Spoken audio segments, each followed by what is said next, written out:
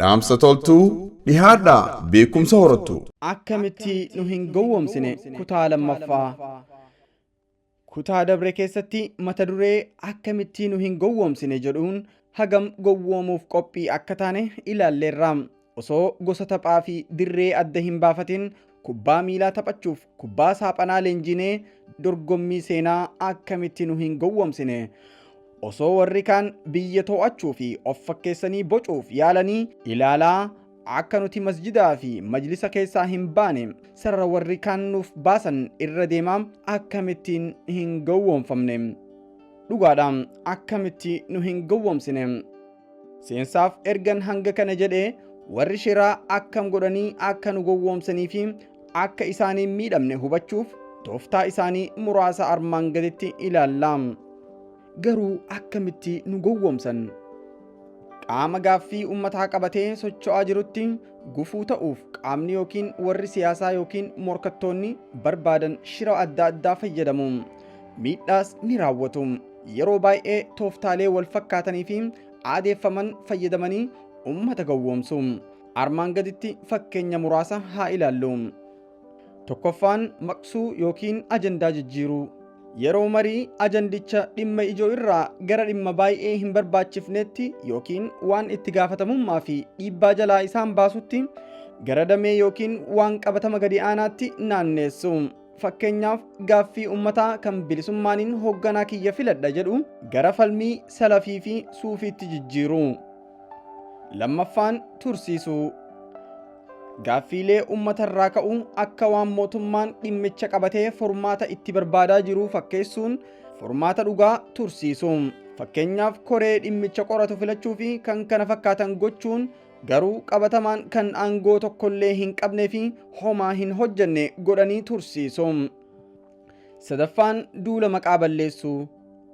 Namoota biratti suuraa ati qabdu balleessuuf kabajaa kee, fudhatama kee, dhaga'amtii kee, amanamummaa sadarkaa keetii fi kan kana fakkaatan balleessuuf jecha kallattii qindaa'een karoorsanii maqa balleessii ibsa si hin fakkaanne jecha si hin madaallee fi propagaandaa sirratti fayyadamu. Afraffaan xinneessuu. Dhimmaa fi rakkoo ummataa isa ijoo xinnoo fakkeessuun rakkicha baay'ee yaachisaa akka hin taane fakkeessu. Shanaffaan qoqqooduu. Qomoo kee jidduutti shakkii, loogummaa, ajandaa garaagarummaa ho'isuu fi guddisuun qoodaminsa uumuu yookiin kan uumame cimsu. Erga kana godhanii booda fakkeenyaaf ummanni suufii salafii jedhee gareetti ba'ee wal falminaan taa'anii ilaalanii rakkoon nu bira osoo hin taane isaantu wal qoode jedhanii deebii kennu. Yoo barbaachise immoo manguddoo ta'anii dhihaatu. Jahaffaan qaama seerummaa kee gaaffii keessa galchuu. Karoorsanii bu'uura qaama seerummaa keetii gaaffii keessa galchanii seeraan ala siin jedhanii ga'ee kee si dhabsiisu yookiin qaama furmaataa keessaa si baasu. Torbaffaan duula xiinsammuu gaggeessanii olaantummaa isaanii fi gadaantummaa kee injifatamuu fi dadhabuu kee sis ta'ee qomoon kee akka fudhatan gochuuf duula propagaandaa sirratti bananii osoo miidhaa qaamaa sirraan hin gahin si callisiisu. Saddeettaffaan humni hanqachuudhaan yookiin sababa biraatiin si morkachuu dhiisanii morkataa kee sirratti kaasuu fi gargaaruudhaan miidhaa alkallattii uumu. Sagalaffaan yoo qaama morkataa cimaa keessaa fi alaayis dhabde morkataa yookiin diina haaraa sirratti uumuudhaan dhimma keessootiin akka kiyya'amtu godhu. Kurnaffaan tooftaadhaan dhimma kee keessa galuudhaan morkataa kee deeggaranii miidhaa dhaqqabsiisu yookiin harka kennisiisu. 11ffaan gowwoomsuu.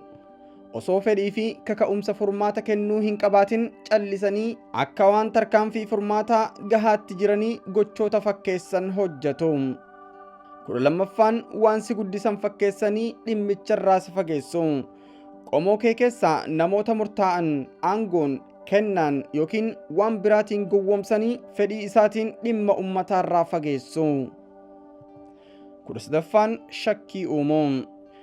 Yakka kijibaa kallattii ifaa fi dhoksaatiin sirratti uumuudhaan miidiyaadhaan yookiin keessoodhaan bifa duulaatiin raabsuudhaan shakkii sirratti uumanii waan ati ajandaa iccitii qabdu ergama qaama wahii irraa fudhatte fakkeessanii odeessanii kaayyoo fi galma kee irratti shakkii uumanii amantummaa kee balleessu. 14ffaan tapha lakkoofsaa.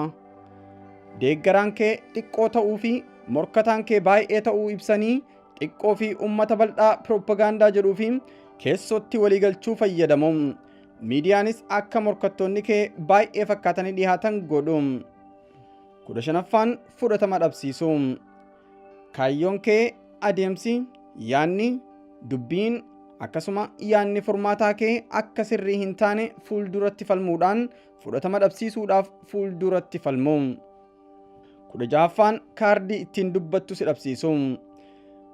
Yeroo ati rakkoo kana mariin haa hiiknu jettee gadi teessu abdii sitti uumanii furmaataaf baallama siif kennanii yeroo ati abdii godhattee eegdu tooftaa adda addaatiin kaardii ittiin dubbattu si dhabsiisanii madaala humnaa gara isaaniitti dabsu.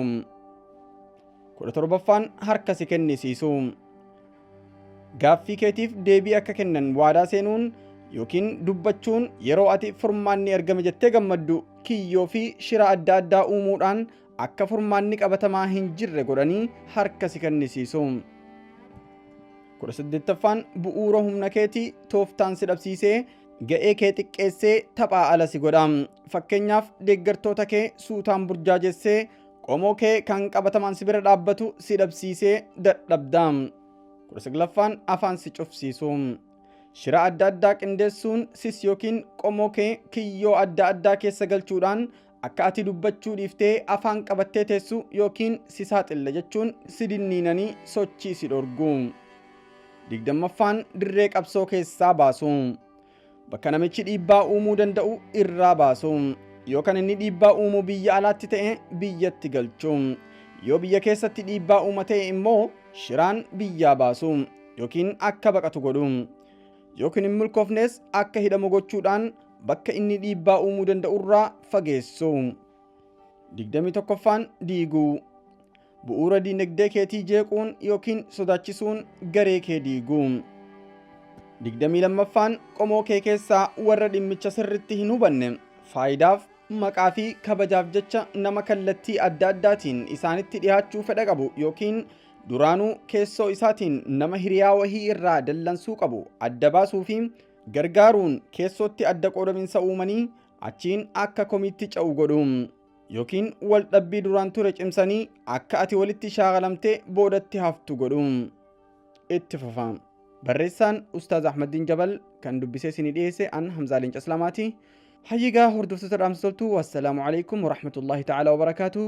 Ergaan kun nama hunda bira gahee dammaqiinsa akka namaaf ta'uuf sheer waliif godhaa, waliif dabarsaa, galatoomaa ulfaadhaa. Hanga viidiyoo itti aanu wal agarru. Wassalaamu alaikum, nagayannaa tura.